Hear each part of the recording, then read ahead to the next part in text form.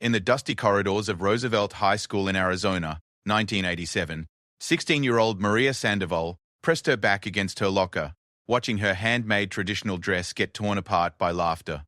The intricate beadwork her grandmother had spent months creating lay scattered across the hallway floor like broken dreams. "Go back to your reservation, Apache girl," someone shouted, though Maria had never lived on a reservation in her life.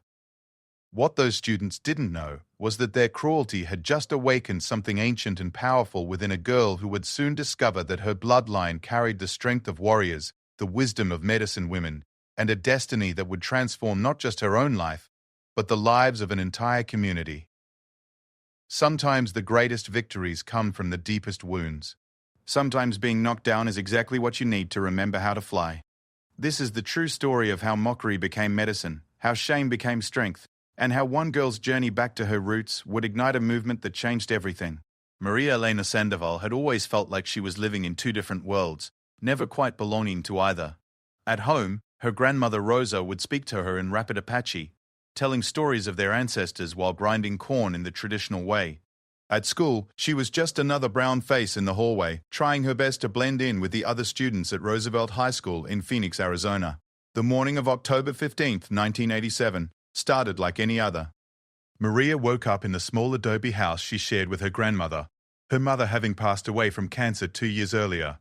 Her father had disappeared when she was 7, leaving behind only vague promises of return and a turquoise necklace that Maria wore every day. The necklace was her only connection to a father she barely remembered, but her grandmother always said it carried protection from their Apache ancestors. Rosa Sandoval was a woman of few words but deep wisdom. She had grown up on the San Carlos Apache Reservation before moving to Phoenix in the 1950s to work in the cotton fields. She met Maria's grandfather there, a Mexican immigrant who had fallen in love with her fierce independence and gentle heart. Together, they had built a life that honored both of their cultures, though Rosa never forgot her Apache roots. Every morning, Rosa would wake before dawn to pray to the 4 directions, something she had learned from her own grandmother. She would burn sage and speak to the spirits in the old language, asking for protection and guidance for her granddaughter. Maria had grown up with these rituals, though she often felt embarrassed by them, especially when her few friends at school would ask about the smell of sage that seemed to follow her everywhere. School was a constant struggle for Maria. Not academically, she was actually quite bright and earned mostly A's and B's in her classes. The struggle was social. She was too Apache for the Mexican students, too Mexican for the white students. And the few Native American students at Roosevelt came from different tribes and didn't always understand her mixed heritage. She had learned to navigate the cafeteria like a minefield, usually ending up sitting alone with her brown bag lunch, while other students laughed and chatted around her. The bullying had started in elementary school, but had gotten worse in high school. Students would make war whoops when she walked by, asking her where her feathers were or if she lived in a teepee. The teachers rarely intervened, and when they did, it was usually to tell Maria to just ignore them, or to suggest she might be happier at the Indian school across town. But Maria didn't want to leave Roosevelt. Despite everything, she had dreams of going to college, of becoming a teacher herself. And Roosevelt had the best academic programs in the district. Her tormentors were led by a group of popular students who seemed to take particular pleasure in making her life miserable. There was Derek Martinez, whose family owned a successful construction business and who never let anyone forget it. Despite his Mexican surname, Derek had light skin and green eyes, and he used his ambiguous ethnicity to position himself as better than the full Indians like Maria. Then there was Jennifer Walsh, the blonde homecoming princess whose father was a city councilman. Jennifer had a particular talent for making cutting remarks that sounded almost innocent to adult ears but cut deep into Maria's soul. The worst part wasn't the obvious bullying, the name-calling, or the times they would pretend to do rain dances around her locker. It was the subtle exclusion, the way conversations would stop when she approached, the invitations to parties that never came, the group projects where she was always the last one chosen. Maria had learned to build walls around her heart, to expect the worst from people, and to find solace only in the stories her grandmother told and the books she read late into the night. Rosa could see the pain her granddaughter carried, though Maria tried to hide it. She would come home from school with slumped shoulders and sad eyes, claiming she had too much homework when Rosa asked about her day. Rosa had lived through discrimination herself. She remembered being told she couldn't shop in certain stores, couldn't eat in certain restaurants, and couldn't live in certain neighborhoods. But she also remembered her grandmother's teachings about strength and resilience, about finding power in identity rather than shame. "Mija," Rosa would often say, using the Spanish term of endearment that Maria's Mexican grandfather had taught her, "You are like the desert willow. You bend in the storm, but you never break. And when the storm passes, you bloom more beautiful than before." But Maria felt more like tumblewood than a desert willow. She felt rootless, blown around by forces beyond her control, never able to settle anywhere long enough to truly belong.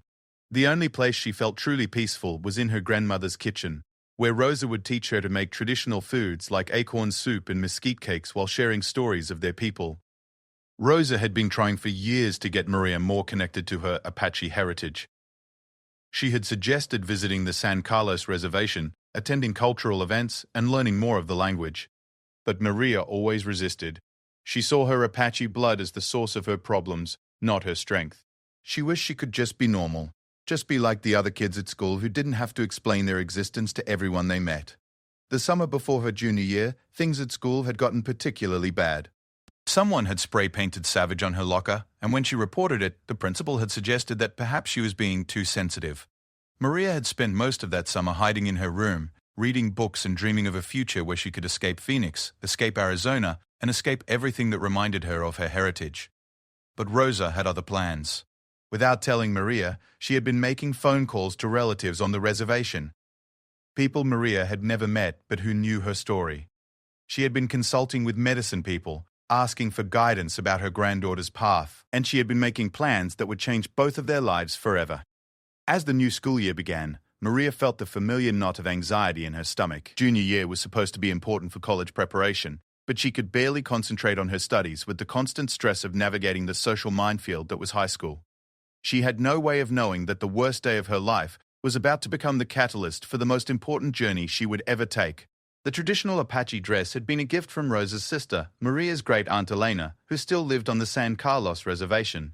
Elena had made it herself, using traditional techniques passed down through generations. The dress was made of soft buckskin, decorated with intricate beadwork in turquoise, coral, and silver. Each bead had been sewn by hand, each pattern carrying meaning and story.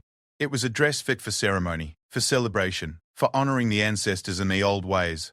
When Rosa presented it to Maria, explaining that it was for a special presentation she would be giving at school about Native American Heritage Month, Maria's first reaction was horror. She couldn't imagine anything worse than standing in front of her classmates wearing something that would mark her as even more different, even more of an outsider. But Rosa was insistent, and Maria had learned over the years that when her grandmother set her mind to something, there was little point in arguing. "This dress carries the prayers of your ancestors," Rosa had said, her weathered hands gentle as she showed Maria the intricate beadwork. "Your great-grandmother wore a dress like this when she was blessed by the medicine people. Your great-great-grandmother wore one when she danced at the sunrise ceremony. This is not just clothing, mija. This is power." But Maria didn't feel powerful as she stood in front of her bedroom mirror that October morning, adjusting the unfamiliar weight of the dress. She felt exposed, vulnerable, like she was about to paint a target on her back. She had begged her grandmother to let her wear something else, anything else, for the presentation. But Rosa had been unmovable, speaking in rapid Apache about duty and honor and remembering where you come from. The presentation itself was supposed to be simple. Mrs. Henderson, Maria's American history teacher, had asked students to dress in clothing representing their heritage for a multicultural showcase. Most students had chosen simple things: Mexican serapes, Irish shamrocks, Italian soccer jerseys. Maria was the only one who had chosen something so traditional, so authentic, so obviously different. As she walked through the hallways of Roosevelt High that morning, Maria could feel eyes following her. Some students stared openly, others whispered to their friends behind their hands. She kept her chin up and her eyes forward, trying to channel the strength her grandmother always talked about. But inside, she felt like crumbling. The trouble started in third period during her chemistry class. Derek Martinez and his friends were sitting in the back row, and Maria could hear them whispering and snickering as she took her seat. She tried to ignore them, focusing instead on the periodic table of elements that hung at the front of the classroom. But their whispers grew louder, more pointed. "Look at Pocahontas over there," Derek said, his voice carrying just enough to make sure other students could hear. "Did she ride her horse to school today?" "Maybe she scalped someone on the way," added his friend Jake, causing several other students to laugh. Mr. Peterson, the chemistry teacher, was busy setting up an experiment and either didn't hear the comments or chose to ignore them. Maria felt her face burning with shame and anger, but she forced herself to stay quiet. She had learned from experience that reacting only made things worse. But the comments continued throughout the morning. In the hallway between classes, students would point and laugh. Some made exaggerated whooping sounds when she passed. Others asked if she was going to do a rain dance or if she had brought her tomahawk to school. Jennifer Walsh made a particularly cutting remark about playing dress-up that left Maria fighting back tears. By lunchtime, Maria was ready to go home. She had called the office twice, claiming she felt sick, but the nurse had told her she couldn't leave without a parent's permission, and Rosa was at work at the hotel where she cleaned rooms. Maria felt trapped, counting the hours until she could escape back to the safety of her grandmother's house. The breaking point came during fifth period, in the hallway outside her English classroom. Maria was rushing to get to class, her head down, when she collided with Derek Martinez and his girlfriend Jennifer Walsh. The impact sent Maria's books flying, and as she knelt to gather them, she felt a sharp tug on her dress. "Oops," Jennifer said, her voice dripping with fake innocence. "I guess I caught my ring on your costume." But it wasn't an accident. Maria watched in horror as the carefully sewn beadwork began to unravel, tiny glass beads scattering across the floor like tears. The dress that had taken her great-aunt months to create was being destroyed in seconds, and the students gathering around them were laughing like it was the funniest thing they had ever seen. "My grandmother's going to kill me," one student joked, imitating what they thought was a Native American accent. "Better get back to the reservation and get it fixed," added another. Maria knelt on the cold linoleum floor, desperately trying to gather the scattered beads, while tears she could no longer hold back ran down her cheeks. The dress that had carried the prayers of her ancestors, the dress that represented generations of tradition and culture, was ruined, and worse than the physical damage was the laughter surrounding her, the casual cruelty of students who saw her pain as entertainment. That was when Mrs. Dubb Henderson appeared, pushing through the crowd of students with a fierce expression on her face. She knelt beside Maria, helping her gather the scattered beads, while shooting warning looks at the students who were still laughing. "That's enough," she said sharply. "Everyone get to class. Now." As the crowd dispersed, Mrs. Henderson helped Maria to her feet. The older woman's eyes were filled with compassion and anger, and for a moment, Maria felt like someone finally understood. "Oh, sweetheart, Mrs. Ball," Henderson said softly, looking at the damaged dress. "I'm so sorry this happened. This is beautiful work. It must have taken months to make B." Maria could only nod, afraid that if she tried to speak, she would start sobbing right there in the hallway. "Mrs. B." Henderson put a gentle arm around her shoulders and led her toward the principal's office. "We're going to get this sorted out," she promised. "And we're going to make sure your dress gets repaired. There are people who specialize in this kind of work." But Maria knew it wasn't just about the dress. Something had been broken that went deeper than beadwork and buckskin. Her trust, her hope, her belief that things could ever get better, all of it lay scattered on the floor like those tiny glass beads. As she sat in the principal's office waiting for Rosa to arrive, Maria made a decision. She was done trying to fit in, done trying to make peace with people who would never accept her. She would finish high school, get as far away from Arizona as possible, and never look back. She would leave behind everything that marked her as different, everything that connected her to a heritage that had brought her nothing but pain. She had no way of knowing that Rosa was already setting plans in motion that would change everything. Plans that would force Maria to confront not just her tormentors, but her own rejection of the very identity that held the key to her strength. The call came that afternoon while Maria sat in her bedroom staring at the ruins of her great-aunt's dress. Rosa had taken the day off from work to come to the school, and Maria could hear her grandmother's voice rising in anger as she spoke to someone on the phone. Rosa rarely raised her voice, but when she did, it carried the authority of someone who had survived much worse than high school bullies.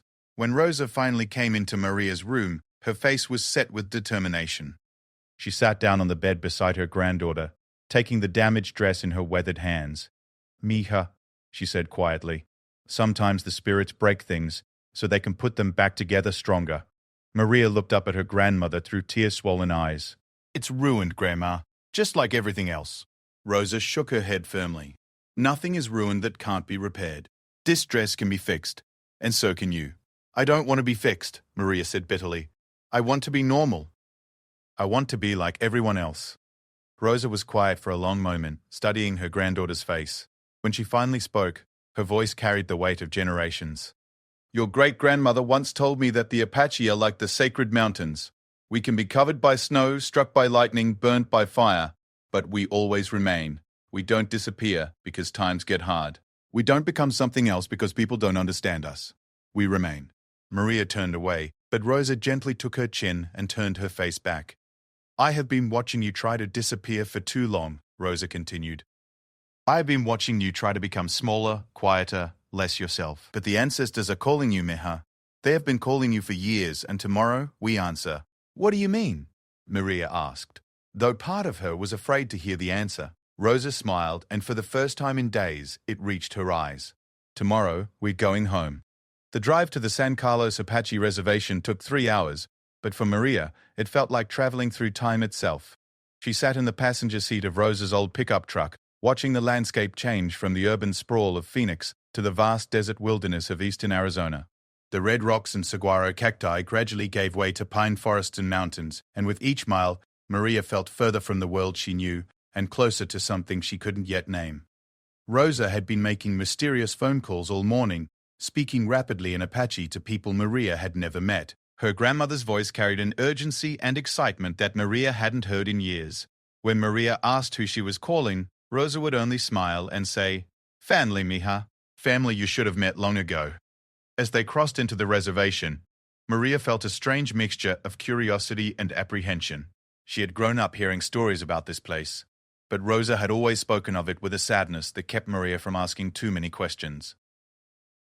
Now, seeing the vast landscape stretching out before them, Maria understood why her grandmother had always seemed homesick, even after 40 years in Phoenix.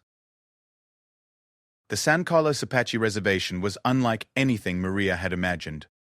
It wasn't the stereotypical image of poverty and desperation that dominated news stories about Native American communities. Instead, she saw a landscape of breathtaking beauty, rolling hills covered with oak and pine, clear streams cutting through valleys, and mountains that seemed to touch the sky. There were modern houses mixed with traditional hogans, pickup trucks parked next to horses, and children playing in yards while their grandparents sat on porches sharing stories. Their first stop was at a small house on the outskirts of the town of San Carlos, where Rosa's sister Elena lived. Elena was older than Rosa, with silver hair braided down her back and hands that seemed to hold the wisdom of ages. When she saw Maria, her face broke into a smile that transformed her entire appearance. So this is the granddaughter I have been waiting to meet, Elena said in English mixed with Apache phrases. She took Maria's face in her hands, studying her features with intense concentration. Yes, I can see your great-great-grandmother in your eyes. Strong spirit. Stubborn, like all the women in our family. Elena's house was filled with the tools of traditional Apache life looms for weaving baskets, materials for beadwork, and photographs spanning decades of family history. As the three women sat around Elena's kitchen table drinking coffee and eating fried bread, Maria found herself drawn into stories she had never heard before. Your grandmother was a champion traditional dancer when she was your age, Elena told Maria, ignoring Rosa's attempts to change the subject. She could dance for hours without getting tired. The young men would line up just to watch her move. That was a long time ago, Rosa said, but Maria could see the pleasure in her grandmother's eyes at the memory. Not so long, Elena insisted. The ancestors remember every step, every song, every ceremony. Time is different for spirits. What happened yesterday and what will happen tomorrow all exist in the same moment. As the afternoon wore on, other relatives began arriving. Maria met cousins she had never known existed, aunts and uncles who had been waiting years to welcome her home. Each person who entered Elena's house brought stories, laughter, and a piece of family history that had been missing from Maria's life. There was Robert, Rosa's nephew, who worked as a tribal council member and spoke passionately about preserving Apache culture for future generations. There was Mary, a cousin who taught at the tribal school and had been working to develop curriculum that honored traditional knowledge alongside modern education. There was Thomas, an elderly man who was one of the last fluent speakers of the Apache language and who spent his days recording stories and songs for the tribal archives. But it was Elena who seemed to understand most clearly what Maria was going through. As the evening grew late and the other relatives began to leave, Elena pulled Maria aside. Your grandmother told me what happened at your school, she said quietly. About the dress, about the children who laughed at you. Maria felt her face burn with shame. Even here, among people who were supposed to understand, she felt exposed and vulnerable. I used to think being Apache was a curse too, Elena continued. When I was young, they took us away to boarding school. They cut our hair, forbade us to speak our language, beat us if they caught us practicing our ceremonies. They told us our ways were savage, that we needed to become civilized. Many of us believed them. Maria looked up at her great-aunt with new attention. Elena seemed so confident, so rooted in her identity, that it was hard to imagine her ever doubting herself. "What changed?" Maria asked. Elena smiled, the same mysterious smile that Rosa often wore when she was about to share something important. "I learned that the people who mock us are afraid of us. They are afraid of our strength. Our connection to this land, our ability to survive everything they have thrown at us. When you know who you are, really know, their words lose their power." "But how do you know?" Maria asked. "How do you know who you are when everyone is telling you that you're wrong, that you don't belong?" "You listen to the voices that matter," Elena said. "The voices of your ancestors, the voice of the land, the voice of your own spirit. And tomorrow, Mija, you're going to meet someone who will help you hear those voices more clearly." That night, Maria slept in Elena's spare room on a bed covered with hand-woven blankets. Through the window, she could see stars brighter than any she had ever seen in Phoenix. The silence was profound, broken only by the distant sound of an owl calling and the whisper of wind through the pine trees. For the first time in months, Maria slept deeply, without dreams of school hallways and laughing faces. She woke before dawn to the sound of Elena and Rosa moving quietly around the kitchen. When she emerged from the bedroom, she found them packing traditional foods into baskets: corn mush, dried meat, and the kind of acorn cakes that Rosa sometimes made at home. Both women were dressed more formally than usual, and Maria noticed that Rosa was wearing a turquoise and silver necklace that she had never seen before. "Where are we going?" Maria asked. "To meet someone who has been waiting for you," Rosa replied. "Someone who knew you would come, even before you were born." They drove deeper into the reservation, along dirt roads that wound through forests and meadows. Eventually, they reached a traditional Apache wickiup, a dome-shaped structure made of wooden poles covered with brush and hides. Smoke rose from a fire pit outside, and an elderly Apache woman sat nearby, working on a basket-weaving project. This was Sarah Yazzie, a medicine woman and keeper of traditional stories. She was small in stature but seemed to radiate a power that made the air around her feel electric. When she looked at Maria, her eyes held depths that suggested she could see not just who Maria was, but who she could become. "Sit," Sarah said simply, gesturing to a blanket spread near the fire. Her English was accented but clear, and she spoke with the kind of authority that made argument impossible. As the four women sat around the fire, Sarah began to speak. She told stories that Maria had never heard before, stories about the Apache people's relationship with this land, about the ceremonies and beliefs that had sustained them through centuries of hardship, about the prophecies that spoke of a generation of young people who would help their people remember who they were. "Your grandmother brought you here because she knows your time has come," Sarah told Maria. "She knows that you have a choice to make, and that choice will determine not just your own path, but the path of your people." "I don't understand," Maria said. "I'm just trying to get through high school. I'm not some chosen person or prophet. I'm just a girl who gets picked on because of the way I look." Sarah smiled, and in that smile, Maria saw the same mysterious knowledge that she had been seeing in Rosa's eyes for years. "Tell me about the dress," Sarah said. So Maria told her. She told her about the beautiful beadwork that Elena had created, about the months of careful labor that had gone into every stitch. She told her about the mockery she had faced at school, about the way the other students had treated her heritage like a costume, something to be ridiculed and discarded. She told her about the moment when the dress had been torn, when the beads had scattered across the floor like her hopes and dreams. When Maria finished, Sarah nodded slowly. "The dress was not destroyed," she said. "It was transformed. Just as you will be transformed." Sarah stood up and disappeared into the wickiup, returning with a bundle wrapped in soft buckskin. She unwrapped it carefully, revealing items that made Maria's breath catch in her throat. There was a medicine bag made of soft leather and decorated with beads and feathers. There was a small carved flute, its wood polished smooth by generations of hands. And there was a necklace unlike anything Maria had ever seen, turquoise and silver and coral arranged in patterns that seemed to tell stories. "These belonged to your great-great-grandmother," Sarah explained. "She was a medicine woman, a healer, and a teacher. When she died, she asked that these items be saved for the granddaughter who would carry on her work." Maria shook her head. "But I don't know how to be a medicine woman. I don't know the ceremonies or the prayers. I can barely speak Apache."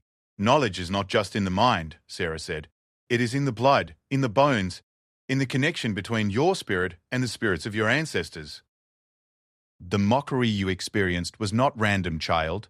It was a test, a way of stripping away everything false so that you could discover what is true. Sarah began to explain the significance of each item. The medicine bag contained herbs and stones that had been blessed by Maria's great-great-grandmother. The flute was used in healing ceremonies and could call upon the spirits of the four directions. The necklace was not just jewelry, but a map of Maria's spiritual heritage, each stone representing a different aspect of Apache wisdom and power. As Sarah spoke, Maria felt something awakening inside her.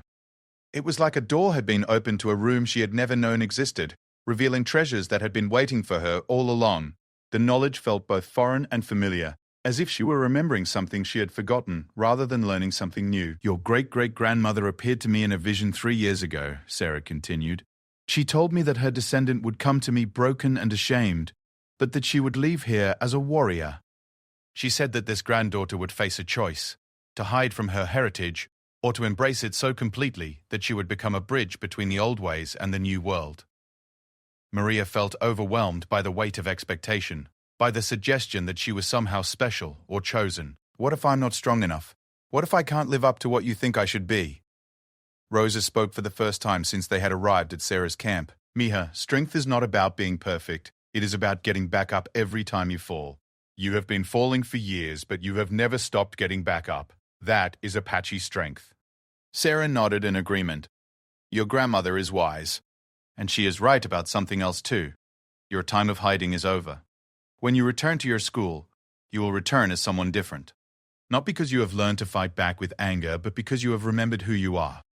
Over the next several hours, Sarah began Maria's introduction to Apache spiritual practices. She taught her simple prayers in the Apache language, showed her how to use sage and sweetgrass for purification, and explained the significance of the four directions and their associated colors and powers.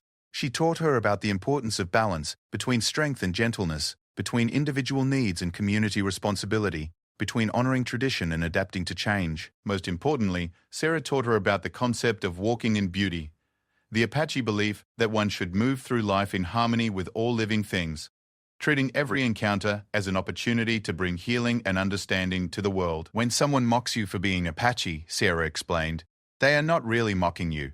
They are revealing their own fear, their own disconnection from the natural world and spiritual truth. Your job is not to hate them, but to pity them, and if possible, to help them find their own path to understanding. As the sun began to set, Sarah performed a simple blessing ceremony. She had Maria stand in the center of the fire circle while she sang traditional songs and called upon the spirits of the four directions to guide and protect her. She placed the medicine bag around Maria's neck and put the sacred necklace over her head, explaining that these were not just accessories, but tools for connecting with spiritual power. When the ceremony was complete, Maria felt different, not dramatically changed, but subtly transformed, as if she had been tuned like a musical instrument and could now hear harmonies that had been there all along. The weight of the sacred items felt comfortable against her body, and for the first time in years, she felt proud of who she was. That evening, they returned to Elena's house for a feast that seemed to include half the reservation. Word had spread that Rosa's granddaughter was visiting, and people came from miles around to meet her and share their own stories. Maria found herself the center of attention, but instead of the cruel attention she was used to at school, this was warm and welcoming. She met Apache veterans who had served in World War II and Vietnam, talking about how their traditional warrior training had helped them survive in combat. She met artists who were reviving traditional crafts and finding new markets for their work. She met young people her own age who were proud of their heritage and working to preserve it for future generations. Most importantly, she met Apache teenagers who had faced similar challenges to her own. Some had dealt with racism at off-reservation schools. Others had struggled with feeling caught between traditional and modern worlds. But all of them had found ways to be proud of who they were, to use their heritage as a source of strength rather than shame. One young woman, about Maria's age, pulled her aside as the evening was winding down. I heard about what happened at your school, she said, about the dress and the kids who laughed at you. Maria felt the familiar flush of embarrassment, but this time it was mixed with something else, a growing sense that her experience was not unique, not something to be ashamed of. I had something similar happen to me, the young woman continued. I was the only Apache student at a private school in Phoenix. The kids there used to call me Chief and ask me to do rain dances. It hurt so bad I wanted to transfer out. What did you do? Maria asked. The young woman smiled. I learned everything I could about being Apache. I learned the dances and the songs and the stories.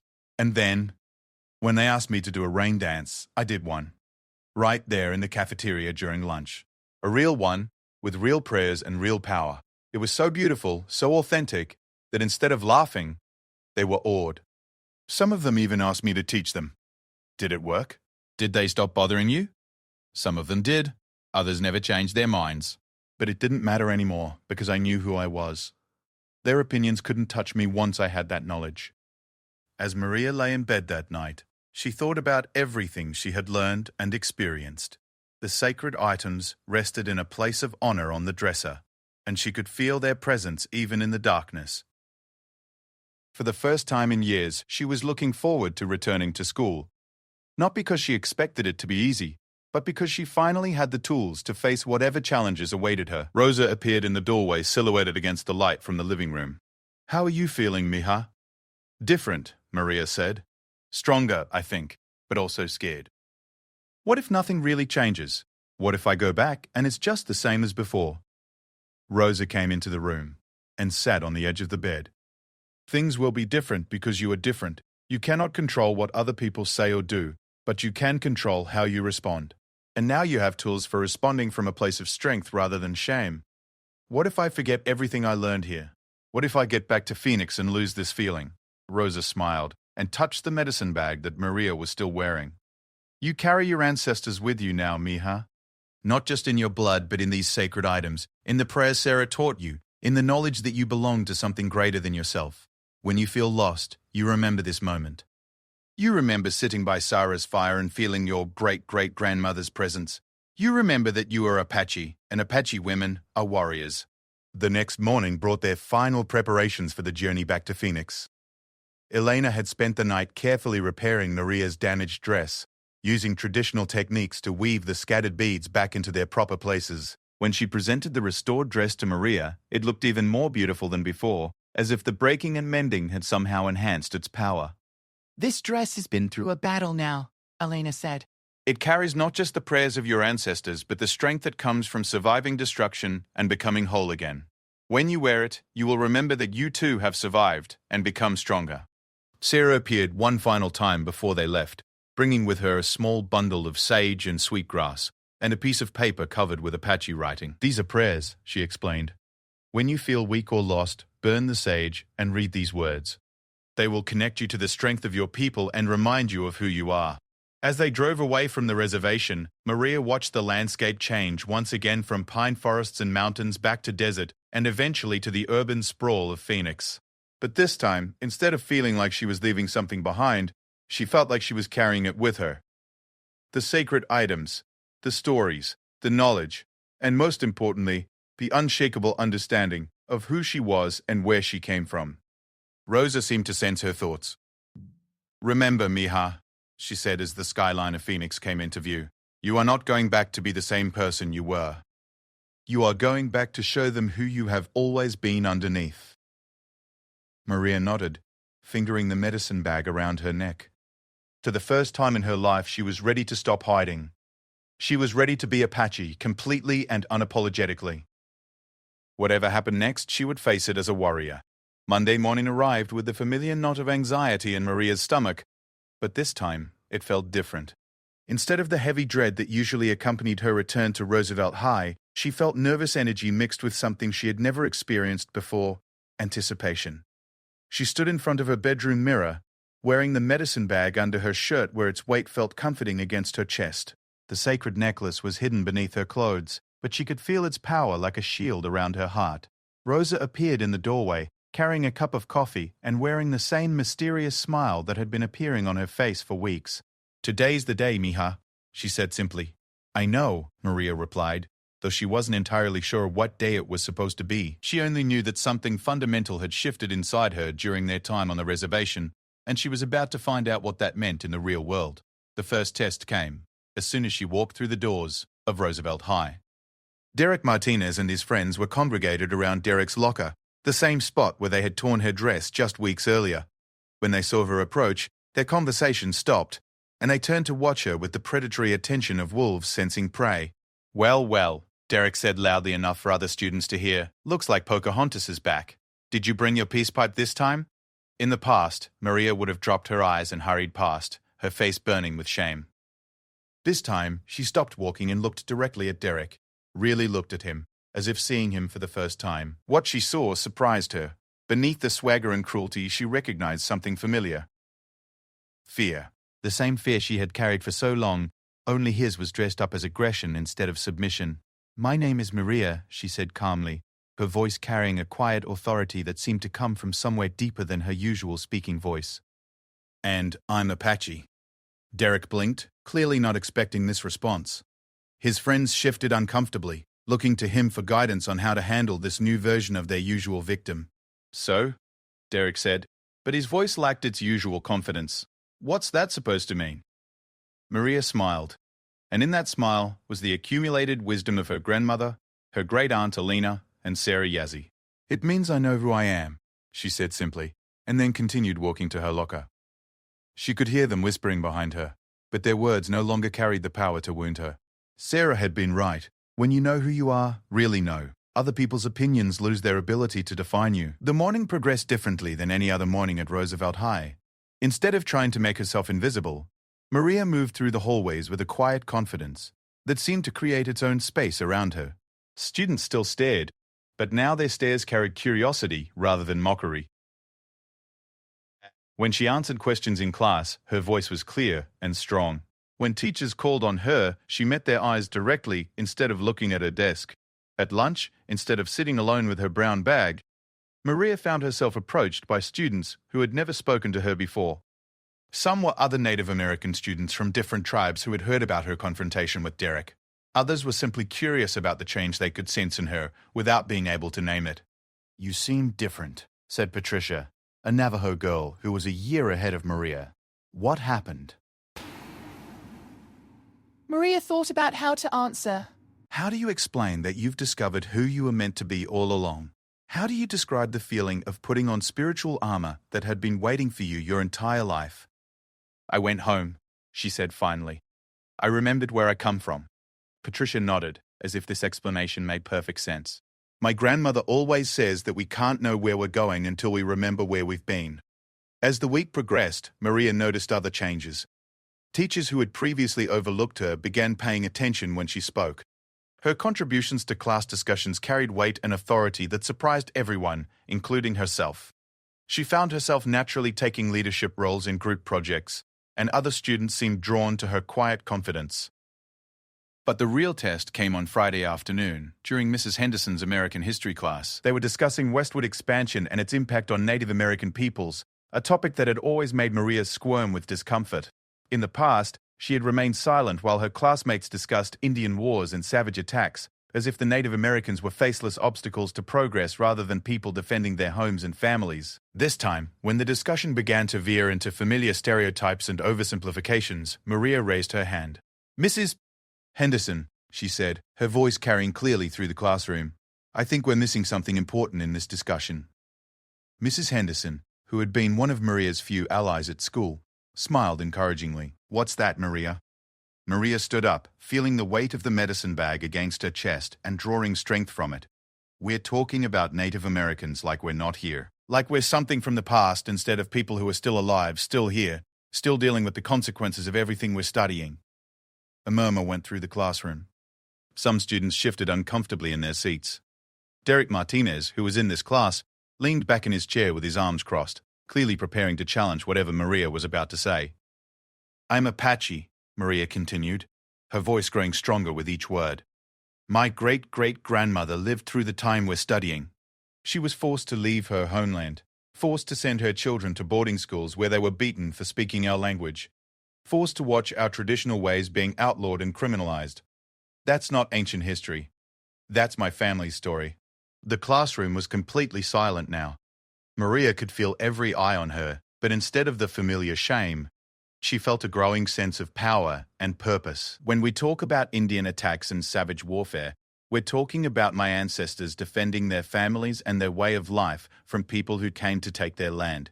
When we talk about civilizing the Indians, We're talking about a systematic attempt to destroy entire cultures and languages and spiritual traditions. Derek's hand shot up. But that's not our fault, he said, without waiting to be called on. That stuff happened a long time ago. We didn't do any of that. Maria turned to look at him directly, and for a moment the entire classroom seemed to hold its breath. You're right, she said calmly. You didn't do those things. But when you mock me for wearing traditional dress, when you make jokes about scalping and tomahawks, when you tell me to go back to my reservation, you're continuing the same pattern. You're still trying to make me ashamed of who I am. Derek's face reddened. I was just joking around. Can't you take a joke? Would you joke about the Holocaust? Maria asked quietly. Would you make fun of someone for being Jewish and then tell them to take a joke when they got upset? Derek opened his mouth to respond, then closed it again. Several other students were nodding thoughtfully, and Mrs. Goclove, Henderson, was beaming with pride. My point, Maria continued, addressing the entire class now, is that history isn't something that happened to other people in other times. It's something that shaped all of us, and it's still shaping us today. When we study westward expansion, we need to understand that we're studying the foundation of the country we live in now, and we need to be honest about all aspects of that story, not just the parts that make us comfortable. When she sat down, the classroom was still silent, but it was a different kind of silence than before. It was the silence of people thinking, processing, reconsidering assumptions they had never questioned before. Mrs. Henderson cleared her throat. Thank you, Maria. That was exactly the kind of perspective we needed in this discussion. Can anyone else share how their family's history connects to what we're studying? For the rest of the class period, students shared stories they had never told before. A Mexican-American student talked about his great-grandfather crossing the border during the Revolution. An Irish-American girl discussed her family's experience during the potato famine. A Japanese-American student shared his grandmother's memories of internment camps during World War II. By the end of class, the room felt different. The students felt different. And Maria realized that by sharing her truth, she had given others permission to share theirs as well. After class, Mrs. Henderson asked Maria to stay behind.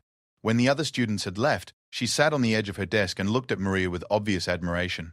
That was remarkable, she said. I've been teaching for 15 years, and I've never seen a student command a classroom the way you just did. You didn't just share information, you changed the entire dynamic of how we discuss these issues. Maria felt a flush of pride, but also uncertainty. I hope I didn't cause any trouble. I know some of the students didn't like what I said. Henderson shook her head firmly. Education isn't supposed to be comfortable all the time. Real learning happens when we're challenged to think differently about things we thought we understood. What you did today was teach, not just share information, but actually teach, in the deepest sense of the word. She paused, studying Maria's face with obvious curiosity. Something's changed in you, hasn't it? You're different than you were a few weeks ago. Maria smiled, thinking of Rose's mysterious expressions and Sarah's knowing eyes. I went home, she said. I learnt who I am. Henderson nodded as if this explanation made perfect sense. Well, whoever you learnt you are, I hope you'll keep being her. This school needs voices like yours. Word of Maria's presentation in Mrs. Henderson's class spread quickly through Roosevelt High. By Monday morning, Maria found herself at the center of a different kind of attention. Instead of mockery and exclusion, she was experiencing something she had never known before: respect. Students who had never spoken to her before approached her in the hallways with questions about Native American history and culture. Some were genuinely curious about her heritage and wanted to learn more. Others seemed to be seeking her opinion on various issues, as if her willingness to speak truth in Mrs. Henderson's class had established her as some kind of authority figure. The attention felt overwhelming at first, but Maria found that she was able to handle it with the same quiet confidence that had been growing in her since her visit to the reservation. When students asked questions, she answered them honestly. When they made assumptions based on stereotypes, she gently corrected them. When they seemed genuinely interested in learning, she shared stories and information that helped them understand her culture in more complex and authentic ways. Not everyone was pleased with Maria's transformation. Derek Martinez and his core group of friends seemed frustrated by their inability to get a rise out of her anymore. They tried escalating their harassment, making louder comments and more pointed jokes, but Maria's responses remained calm and dignified, which seemed to rob their words of their intended power. The turning point came on a Wednesday afternoon in late November. Maria was at her locker after school, gathering her books for homework, when she overheard a conversation that made her blood run cold. Derek and 3 of his friends were standing near the water fountain, talking in voices just loud enough for her to hear. "She thinks she's so much better than us now," Derek was saying. "Walking around like she's some kind of princess or something. Someone needs to take her down a peg," added Jake, Derek's closest friend. "Show her that she's still just a dirty Indian when it comes down to it." "I heard she keeps some kind of witch stuff in her locker," said another voice. "Voodoo or whatever. Maybe we should report her to the principal." Maria felt her heart racing, but this time it wasn't with fear. It was with anger. Not the helpless anger of the past, but the righteous anger of someone who refuses to be diminished by ignorance and hatred. She closed her locker door quietly and walked toward the group of boys. "Is there something you wanted to say to me directly?" she asked, her voice carrying the same calm authority that had commanded Mrs. Baythorpe, Henderson's classroom. Derek spun around, clearly not expecting her to have overheard their conversation. For a moment he looked like a child caught in mischief, but then his expression hardened back into its familiar mask of cruelty. "Yeah, actually," he said, stepping closer to her in an obvious attempt at intimidation. "I wanted to say that you're not fooling anyone with this new act of yours. You're still the same pathetic loser you always were, just with some new costumes and props." Maria looked at him with something approaching pity. She thought of Sarah's teachings about walking in beauty, about responding to hatred with understanding rather than more hatred. "Derek," she said quietly, "why are you so angry at me?" The question seemed to catch him off guard. "What? You've been trying to hurt me for years," Maria continued. "You go out of your way to make me feel small and unwelcome. I'm curious about why. What did I ever do to you?" Derek's friends were watching the exchange with obvious discomfort. This wasn't going the way they had expected, and Maria's refusal to respond with anger or tears was clearly frustrating them. "You didn't do anything," Derek said, but his voice lacked conviction. "I just don't like you." But why? Maria persisted. "You don't even know me. We've never had a real conversation. We've never spent time together. Your dislike seems to be based entirely on what I look like and where my family comes from. Do you realize how that makes you look?" Derek's face was reddening, but Maria could see something else in his eyes now. Uncertainty. Maybe even shame. "I think," Maria continued gently, "that you're angry at me because I represent something that makes you uncomfortable. Maybe it's the fact that your own family's history in this country involves taking land that belonged to my ancestors. Maybe it's the fact that despite everything your people have done to destroy my people, we're still here. Maybe it's just that you've been taught to see Native Americans as either noble savages or dangerous enemies, and you don't know how to relate to me as just another person." She paused, letting her words sink in. When she continued, her voice was filled with genuine compassion. "I feel sorry for you, Derek. Not because you've been cruel to me. I'm strong enough to handle that now. I feel sorry for you because you're carrying around so much anger and fear that you can't even see me as a human being. That must be a terrible way to live." With that, she turned and walked away, leaving Derek and his friends standing in stunned silence. As she pushed through the school doors into the Arizona sunshine, Maria felt something she had never experienced before: complete, unshakable confidence in who she was and where she belonged in the world. That evening, as she sat at Rosa's kitchen table doing homework, Maria told her grandmother about the confrontation with Derek. Rosa listened without interrupting, nodding occasionally as Maria described her feelings and responses. "I think I understand now what Sarah meant about walking in beauty," Maria concluded. "It's not just about being kind or gentle. It's about responding to every situation from a place of strength and truth, rather than fear or anger." Quote, "Sometimes our brothers have great ideas. Your great-great-grandmother would be very proud of you, Miha. You are becoming the woman she saw in her visions." "Do you really think she had visions about me?" Maria asked. Rosa's eyes twinkled, with the mystery that had been there for weeks.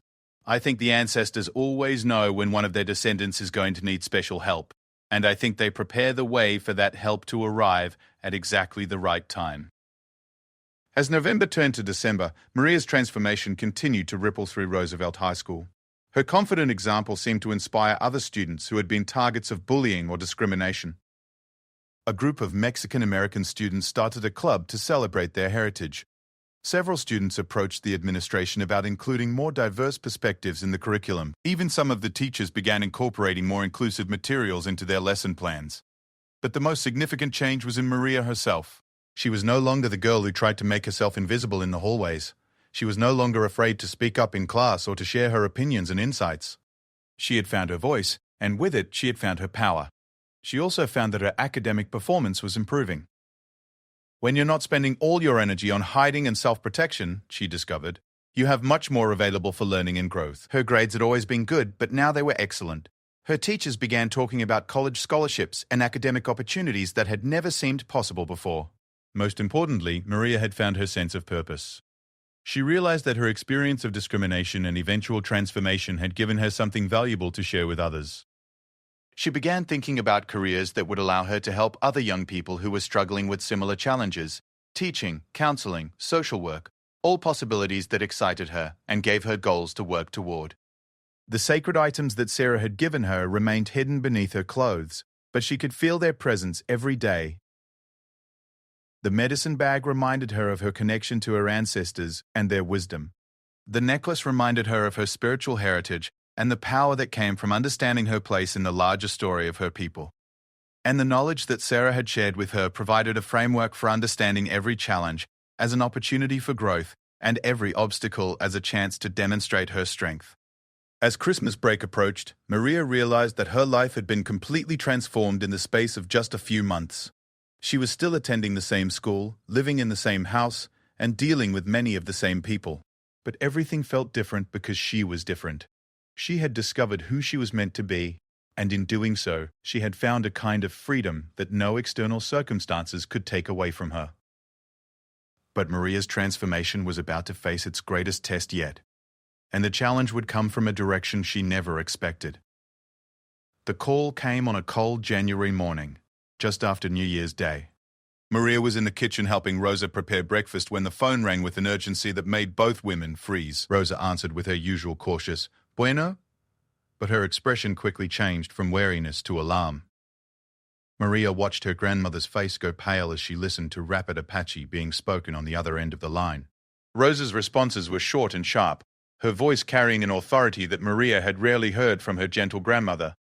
When Rosa finally hung up the phone, she stood motionless for a long moment, her weathered hands gripping the kitchen counter as if she needed the support to remain standing. "Grandma, what's wrong?" Maria asked, though she was afraid to hear the answer.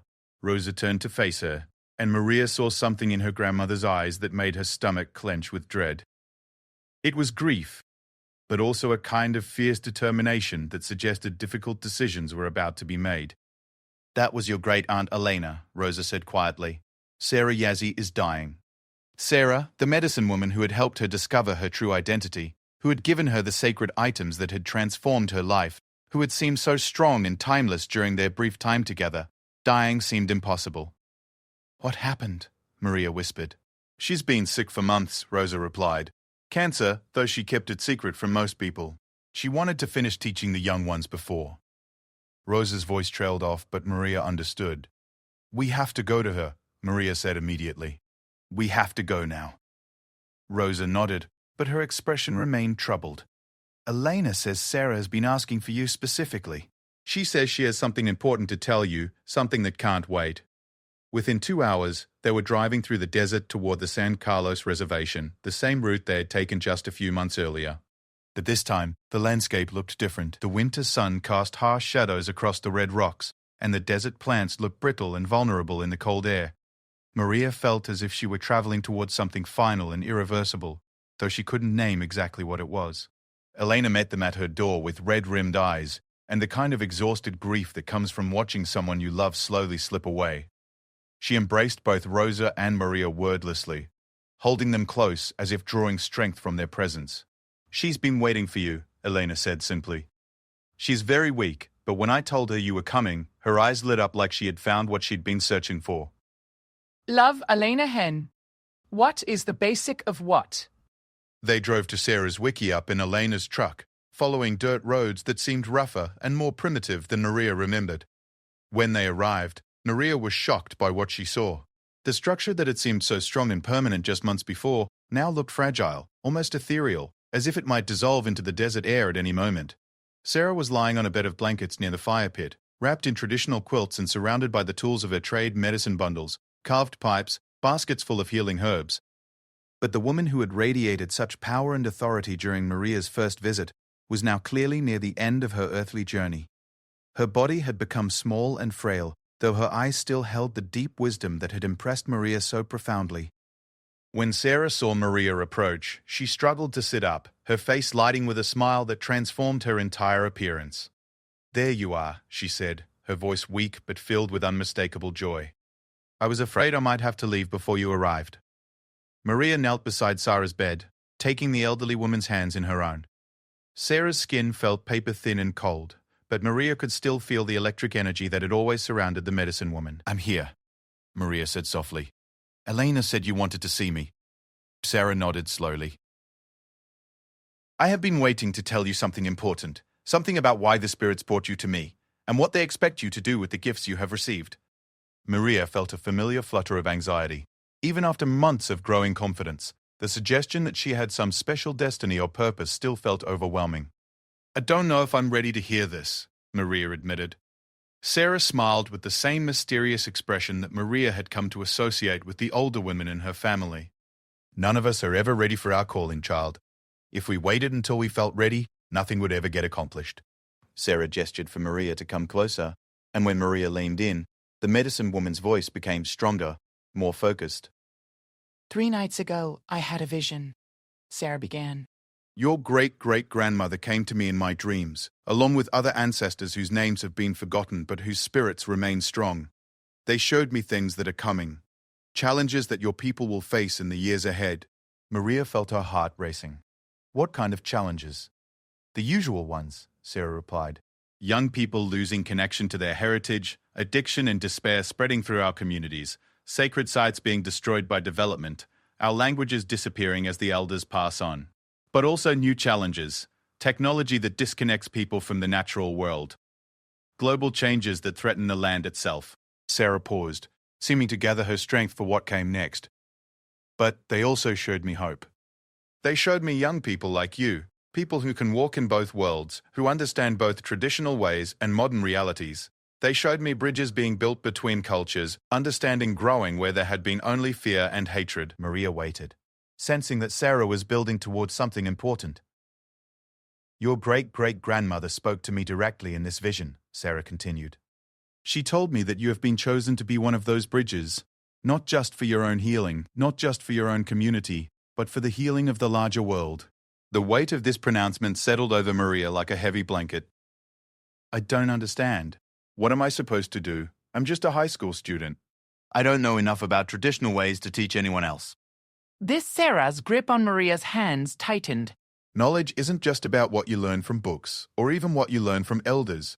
It's about what you carry in your spirit, what you discover when you listen to the voice of your own truth. You have already begun your teaching, child. What do you think happened in your classroom when you spoke about your family's history?" Maria thought back to that day in Mrs. Pristine. Henderson's class, to the way the entire dynamic of the discussion had shifted when she shared her truth. You opened hearts. You helped people see Native Americans not as historical footnotes or stereotypes, but as real people with real stories and real wisdom. That is teaching of the highest kind. But I was just defending myself, sharing my own experience. I wasn't trying to teach anyone anything. Sarah smiled. The best teaching often happens when we're not trying to teach. When we simply speak our truth with courage and compassion, we give others permission to examine their own assumptions and beliefs. You have already begun the work the ancestors sent you to do. Maria felt overwhelmed by the implications of what Sarah was saying. Are you telling me I'm supposed to spend my life educating non-native people about Native American culture? That seems like a huge responsibility. I'm telling you that you have a gift, Sarah replied. A gift for building understanding between people who see each other as enemies. Whether you use that gift in teaching, or politics, or business, or any other field is up to you. The ancestors don't dictate our career choices. They simply reveal our deepest abilities and trust us to use them wisely. Sarah reached beneath her blankets and pulled out a small bundle wrapped in soft leather. She placed it in Maria's hands with obvious reverence. "This is for you," she said. "My grandmother gave it to me when I was about your age, when I was struggling to understand my own calling. Open it." Maria unwrapped the bundle carefully, revealing a small carved figure of a woman with her arms raised to the sky. The figure was made of some kind of dark stone and seemed to pulse with its own inner energy. "This is a spirit keeper," Sarah explained. "It has been passed down through generations of medicine women in my family. It holds the wisdom and power of all who have carried it before, and now it belongs to you." Maria stared at the small figure, feeling its weight both in her hands and in her heart. "But I'm not a medicine woman. I don't know the ceremonies or the healing practices." "There are many ways to be a healer," Sarah said gently. "Some heal with herbs and ceremonies. Others heal with words and actions that bring understanding between people. You are a heal of divisions, child, a bridge builder, a peacemaker. That is your medicine." As if to emphasize her words, Sarah began to sing in Apache, her voice growing stronger as the ancient melody filled the air. Maria didn't understand all the words, but she felt their meaning in her bones. Prayers for strength, for wisdom, for the courage to fulfill one's purpose in life. When the song ended, Sarah lay back on her pillows, looking more peaceful than she had since Maria arrived. "There is one more thing," Sarah said softly. "The vision showed me that your path will not be easy. There will be people in your own community who question your methods, who think you are compromising too much with the outside world. And there will be people in the outside world who will never accept you no matter how hard you try to build bridges." Maria felt a familiar flutter of fear. "Then how will I know if I'm doing the right thing?" Sarah's eyes grew distant, as if she were seeing something far beyond the walls of the Wiki-Up. "Trust your heart, child. Trust the voice of your ancestors. And remember that the goal is not to make everyone happy. It is to speak truth with compassion and to help heal the wounds between peoples. Sometimes that makes people uncomfortable, but discomfort is often the beginning of growth." Over the next 3 days, Maria sat with Sarah as much as possible, absorbing final teachings and stories that the medicine woman wanted to pass on. Sarah shared family histories that went back generations, explained the meanings behind various ceremonies and traditions, and most importantly, helped Maria understand her role in the larger story of her people. "You are living at a time of great change," Sarah told her during one of their conversations. "The old ways of being Apache, living on the land, following traditional seasonal patterns, speaking only our language, those ways are mostly gone." "But that doesn't mean being Apache's gone. It means it's changing, evolving, finding new forms for new times. How do we know which changes honor the tradition and which ones betray it?" Maria asked. Sarah considered this question for a long time before answering. "Ask yourself, does this change help my people survive and thrive? Does it preserve what is most essential about who we are while adapting to new realities? Does it serve the children and the grandchildren who are not yet born?" Those seem like big questions for a teenager to answer. Sarah smiled. "They are big questions for anyone to answer, but you don't have to answer them all at once, and you don't have to answer them alone. Trust the wisdom of your elders, but also trust your own judgment. You have been given gifts for a reason, child. Use them." On the 4th night, Sarah passed away peacefully in her sleep, surrounded by family and friends who had come to honor her life and witness her transition to the spirit world. Maria was sleeping in Elena's house when Rosa woke her with the news, and together they joined the traditional mourning practices that would help Sarah's spirit find its way to the ancestors. The funeral was unlike anything Maria had ever experienced. Hundreds of people came from across the reservation and beyond. Apache people from other reservations, members of different tribes who had been touched by Sarah's wisdom, and even some non-native people who had been helped by her healing practices. The ceremony blended traditional Apache customs with Christian elements, creating something that honored both the old ways and the new realities of contemporary native life. During the ceremony, several people spoke about Sarah's impact on their lives. Maria heard stories of healing, physical, emotional, and spiritual, that the medicine woman had facilitated over decades of service to her community. She heard about young people who had been saved from suicide or addiction through Sarah's intervention. She heard about traditional knowledge that had been preserved because of Sarah's dedication to teaching and recording. But what struck Maria most deeply was how many people talked about Sarah as a bridge builder, someone who had helped them understand how to live authentically as Apache people in the modern world. Sarah had somehow managed to be completely traditional and completely contemporary at the same time, and her example had shown others that they didn't have to choose between honoring their heritage and succeeding in mainstream society. On the drive back to Phoenix after the funeral, Maria and Rosa traveled in contemplative silence for most of the journey. Maria was processing everything she had learned and experienced, trying to understand how Sarah's death might change her own path forward. Finally, as they reached the outskirts of Phoenix, Rosa spoke. She was right, you know, Rosa said quietly. About your calling. I've been watching you change over these past few months, and I can see what you saw. You have a gift for helping people understand each other. I still don't know what I'm supposed to do with this gift, Maria replied. I'm only 17. I don't even know what I want to study in college yet. Rosa smiled. The ancestors don't reveal our entire path at once, Mija. They just show us the next step, and then the next step after that.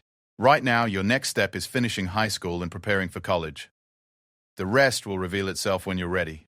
That evening, as Maria sat in her bedroom holding the spirit keeper that Sarah had given her, she felt the weight of responsibility settling over her like a mantle. She thought about Derek Martinez and the other students who had tormented her, and she realized that her attitude toward them was continuing to evolve. Instead of seeing them as enemies, she was beginning to see them as people who needed healing. People who were acting out of their own pain and confusion. Henderson's classroom and the way her truth-telling had shifted the entire dynamic of how students discussed difficult historical topics. She realized that this was exactly the kind of bridge building that Sarah had talked about, creating spaces where people could encounter each other's humanity instead of just their stereotypes and assumptions. Most of all, she thought about the vision that Sarah had described, young Apache people who could walk in both worlds, building understanding between cultures and helping heal ancient wounds. For the first time, instead of feeling overwhelmed by this possibility, Maria felt excited by it. She began to imagine futures where she could use her gifts on a larger scale, as a teacher, perhaps, or a counselor, or maybe even in politics or law. But even as she dreamed of future possibilities, Maria knew that her immediate challenge was much simpler and much more difficult. Returning to Roosevelt High School as a completely transformed person and continuing to live authentically in a place that had tried so hard to diminish her. The spirit keeper seemed to pulse with warmth in her hands, as if responding to her thoughts. Maria understood that this small, carved figure was not just a keepsake or memento, it was a tool, a source of power and guidance that would help her navigate whatever challenges lay ahead. As she prepared for bed that night, Maria looked at herself in the mirror and saw someone she barely recognized. Gone was the girl who had tried to make herself invisible, who had carried shame about her heritage like a burden. In her place stood a young woman who knew exactly who she was and where she came from, someone who carried the strength of her ancestors and the wisdom of her elders. Tomorrow, she would return to school and continue the work that Sarah had helped her understand was her calling. She would continue building bridges, speaking truth, and helping heal the wounds between peoples. And she would do it not because she felt ready, but because she understood that readiness was not required. Only courage, compassion, and the willingness to trust in the wisdom of her ancestors. The spirit keeper rested on her nightstand, a tangible reminder that she was never truly alone in this work. Sarah was gone, but her teachings lived on. Maria's great-great-grandmother was long dead, but her vision continued to unfold through her descendants' actions. And somewhere in the space between earth and sky, the ancestors were watching, guiding, and sending their strength to a young Apache woman who was learning to transform pain into power and mockery into medicine. Spring arrived in Phoenix with its usual dramatic transformation. The desert, which had looked barren and lifeless throughout the winter months, suddenly exploded into color as wildflowers bloomed in impossible profusion across the landscape.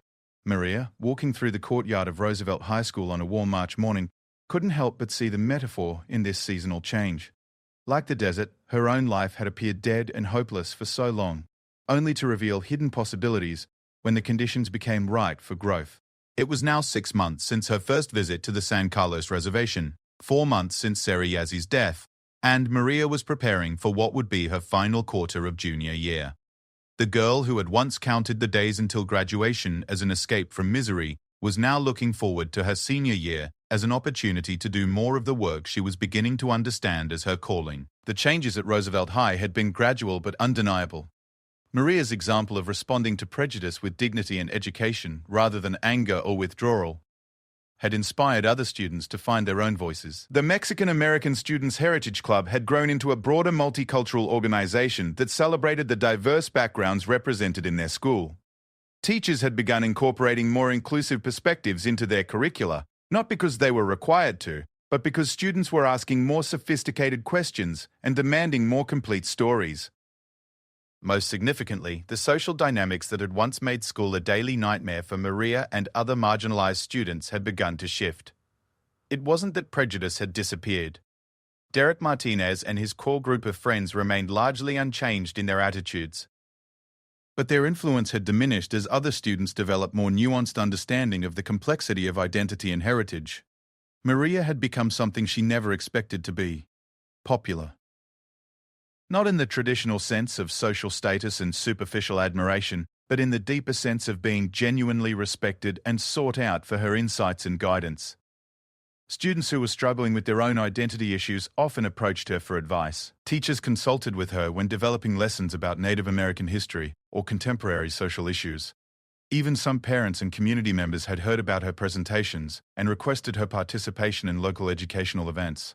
The transformation was perhaps most evident in Mrs. Henderson's American history class, which had become something of a laboratory for exploring difficult conversations about race, culture, and historical trauma. Maria had become an unofficial co-teacher, not because she was the only Native American student in the class, but because she had developed a unique ability to facilitate discussions that might otherwise devolve into defensiveness or argument. On this particular spring morning, they were discussing the Indian Relocation Act of 1956, a federal program that had encouraged Native Americans to leave reservations and move to urban areas. It was exactly the kind of topic that had once made Maria shrink into herself. But now she looked forward to these discussions as opportunities to share knowledge and build understanding. The government called it a voluntary program, Mrs. Henderson was explaining to the class, but many Native Americans felt pressured to participate because conditions on reservations had been made so difficult by previous federal policies. But wasn't it good for them to move to cities where there were more opportunities for jobs and education?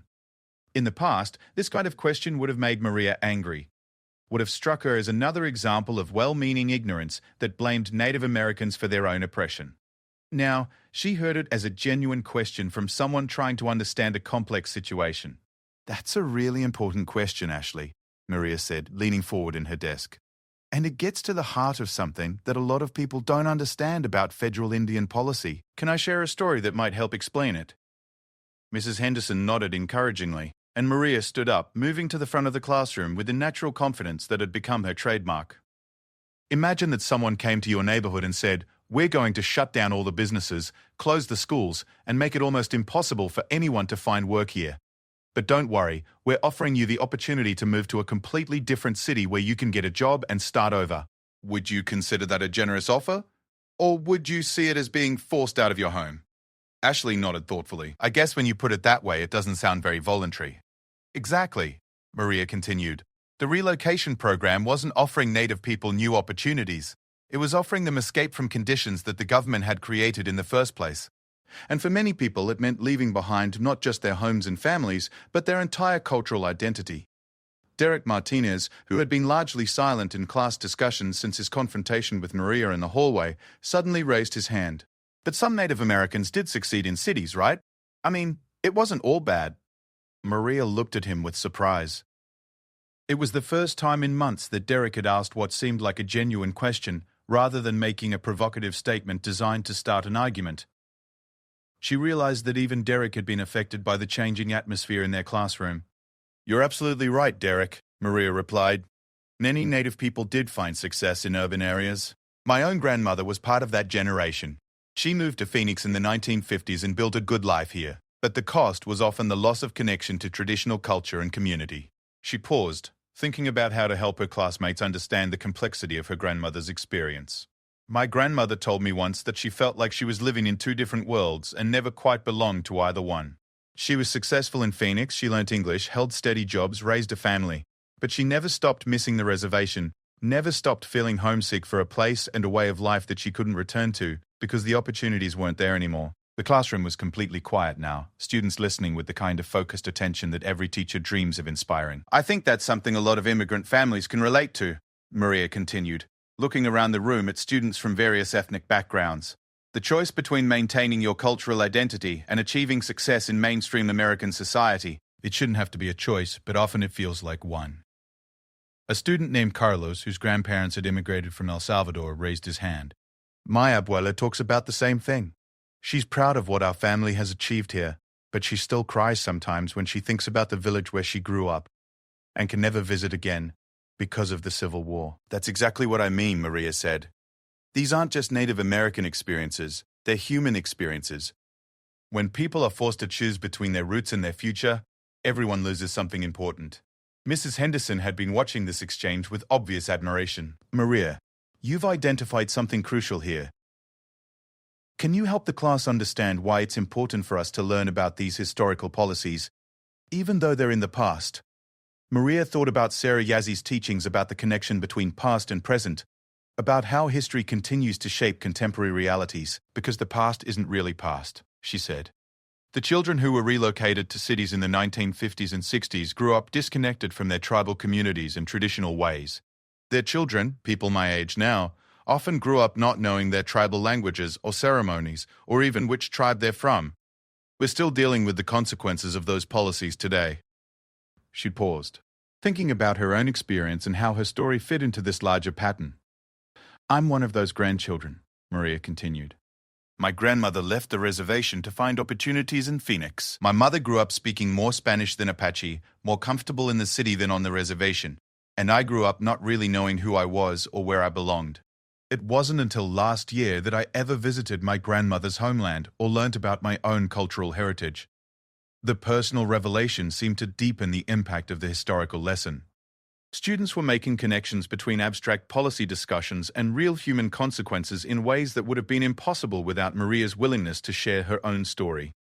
After class, Derek approached Maria at her locker, something that hadn't happened since their confrontation months earlier. Maria felt her body tense automatically, prepared for some new form of harassment.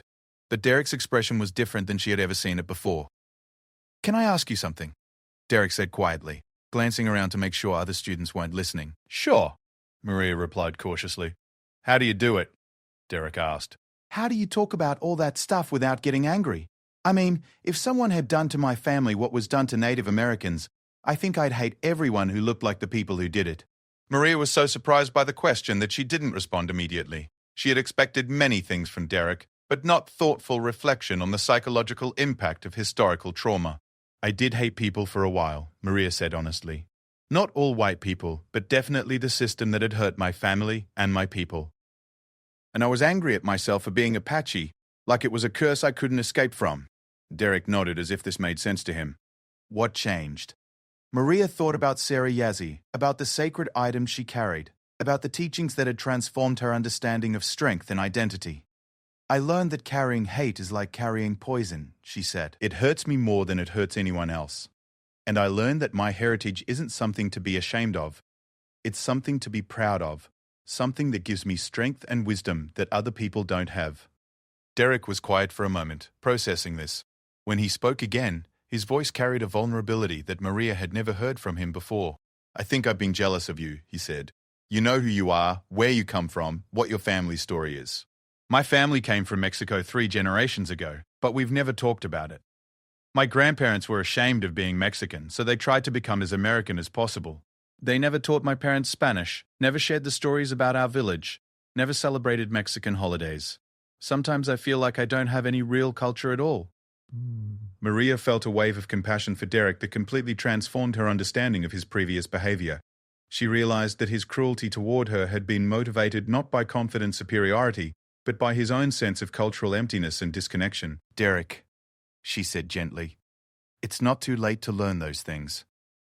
Your grandparents are still alive, right? They could teach you Spanish, share their stories, help you understand your heritage. Derek shook his head. They don't want to talk about the past. Every time I ask about Mexico, they change the subject. They say that's all behind them now, that we're American and that's all that matters. Maybe they're afraid, Maria suggested. My grandmother was the same way when I was younger. She was afraid that if I got too connected to Apache culture, I would face the same discrimination and hardship that she had faced. It took her a long time to understand that hiding from our heritage doesn't protect us. It just makes us weaker. How did you convince her to share those things with you? Maria smiled, thinking of Rosa's mysterious expressions and secret planning. I didn't convince her, she convinced herself. But I think it helped that I stopped being ashamed of who I was. When she saw that I was proud of being Apache instead of embarrassed by it, she realized that sharing our culture was giving me strength instead of causing me problems. Their conversation was interrupted by the sound of the warning bell for the next period, but Derek didn't immediately move toward his classroom. Maria, he said, I owe you an apology. Not just for the stuff with your dress, but for all of it. I've been a real jerk to you for years, and you didn't deserve any of it. Maria felt tears prick at her eyes, not from sadness, but from the profound sense of healing that was happening in this unexpected moment. Thank you, Derek, she said. That means a lot to me. Do you think we could start over? Derek asked. Like, maybe be friends instead of enemies? Maria smiled, thinking of Sarah's teachings about the power of forgiveness and the importance of building bridges even with people who had hurt you. I'd like that, she said. As they walked to their respective classrooms, Maria felt a deep sense of completion. The boy who had been her primary tormentor for years had just become, if not exactly a friend, at least someone who understood her humanity and respected her strength. It was exactly the kind of transformation that Sarah had predicted, healing that came not from seeking revenge, but from maintaining dignity and compassion in the face of cruelty. The rest of Maria's junior year unfolded with a series of opportunities that seemed almost magical in their timing and significance. Mrs. Henderson recommended her for a summer program at Arizona State University, designed for Native American high school students interested in education careers. She was invited to speak at a conference for teachers about incorporating Indigenous perspectives into social studies curricula. Most significantly, she was selected to represent Roosevelt High at a statewide competition for student speeches about cultural identity and social justice. The speech competition took place in May at the state capitol in downtown Phoenix. Students from across Arizona had submitted essays and presentations about their experiences navigating cultural identity in contemporary American society. Maria's presentation, which she titled Walking in Beauty, Lessons from My Ancestors, drew from everything she had learned over the past year about the power of embracing rather than hiding from her heritage. Rosa, Elena, and several other relatives made the trip to Phoenix to attend the competition. As Maria stood backstage waiting for her turn to speak, she fingered the spirit keeper in her pocket and felt the presence of Sarah Yazzie and her great-great-grandmother guiding her words. When her name was called, Maria walked to the podium with the same quiet confidence that had become her trademark. She looked out at an audience of hundreds of people, students, teachers, parents, state officials, and felt no fear, only excitement about the opportunity to share her story on such a large scale. A year ago, she began, I was a girl who was ashamed of who she was. I tried to make myself invisible at school because I thought being Apache made me a target for mockery and discrimination. I thought that if I could just blend in, just become like everyone else, my problems would disappear. She paused, letting her eyes sweep across the audience, making connection with as many individuals as possible. What I discovered is that trying to hide who you are doesn't make you safer, it makes you smaller. It doesn't protect you from discrimination, it just makes you an accomplice in your own diminishment. Maria went on to tell her story. The bullying at school, the torn dress, the trip to the reservation, and her transformation under Sarah's guidance. But she also talked about the broader implications of her experience, about what it means for society when young people are taught to be ashamed of their cultural heritage instead of proud of it. Every culture has wisdom to offer, she said.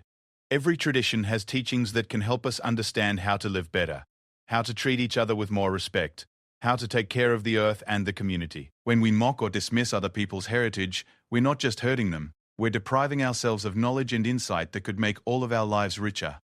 She concluded with Sarah's teaching about walking in beauty, about responding to every situation from a place of strength and truth rather than fear or anger. The students who mocked me thought they were teaching me a lesson about my place in the world, Maria said. What they actually taught me was how much I had to offer the world once I stopped being afraid to offer it. Their mockery became my medicine. Their cruelty became my calling. And their attempt to diminish me became the catalyst for me to discover exactly how strong I really was. The audience erupted in applause that seemed to go on forever. Maria saw teachers wiping their eyes, students standing and cheering, and state officials nodding with obvious approval. But what mattered most to her was the expression on Rosa's face, pure pride, mixed with the kind of joy that comes from seeing a beloved grandchild fulfill their deepest potential. Maria won first place in the competition, but more importantly, she received invitations to speak at universities, conferences, and community organizations across the Southwest. Her story had resonated with people from many different backgrounds who had experienced similar struggles with cultural identity and belonging.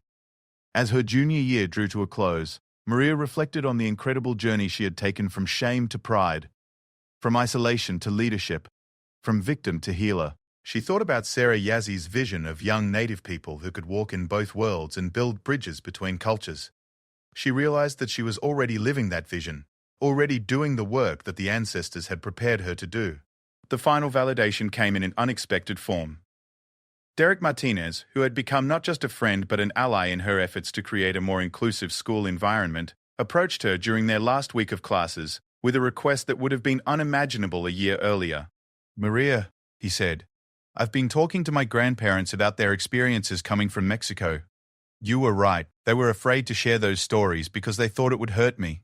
But when I told them about your presentation and how proud you are of being Apache, they started opening up." Maria smiled, remembering their conversation months earlier. "That's wonderful, Derek. I'm so happy for you." "The thing is," Derek continued, "they want to meet you. They said that any young person who can turn pain into power the way you have is someone they want to know. They're having a family gathering next weekend to celebrate my cousin's quinceañera, and they asked me to invite you. Would you come?" Maria felt tears of joy prick at her eyes. The boy who had once tried to destroy her dress and humiliate her in front of their classmates was now inviting her to be honored by his family. It was exactly the kind of healing that Sarah had talked about: wounds becoming bridges, enemies becoming allies, mockery becoming medicine. "I would be honored to come," Maria said, as she walked across the stage at Roosevelt High's academic awards ceremony that spring, receiving recognition for her outstanding academic achievement and her contributions to the school community. Maria thought about the girl she had been just 1 year earlier. That girl could never have imagined standing here, being celebrated instead of mocked, being seen as a leader instead of an outcast. But more than the external recognition, what filled Maria with the deepest satisfaction was the internal transformation. She had discovered who she was and where she came from. She had learned to draw strength from her heritage instead of shame. Most importantly, she had found her calling. Not just as a successful student or a future professional, but as a bridge builder, a healer of divisions, a young woman who could help others find their own path from pain to power. The Spirit Keeper rested in her pocket as she accepted her awards, a tangible reminder of the ancestors who had guided her journey and the wisdom that would continue to guide her path forward. Sarah Yazzie was gone, but her teachings lived on through Maria's actions and choices. Rosa beamed from the audience, finally able to see her granddaughter receive the recognition and respect that she had always deserved. As Maria looked ahead to her senior year and beyond to college and career possibilities, she felt no fear about the challenges that awaited her. She knew who she was now. She carried the strength of her ancestors and the wisdom of her elders. Most importantly, she understood that every challenge was an opportunity for growth. Every obstacle was a chance to demonstrate her resilience, and every moment of mockery or discrimination was simply another invitation to transform pain into power and wounds into wisdom. The girl who had once been mocked for wearing her great-aunt's traditional dress had become a young woman who wore her Apache identity like sacred armor. And in doing so, she had shown everyone around her, students, teachers, family, and community, what it looks like when someone refuses to be diminished by others' ignorance and instead chooses to let their authentic self shine like a beacon of possibility in a world that desperately needs more. Bridges, more understanding, and more young people who understand that their differences are not weaknesses to be hidden, but strengths to be celebrated and shared with a world that is richer and more beautiful because of its diversity.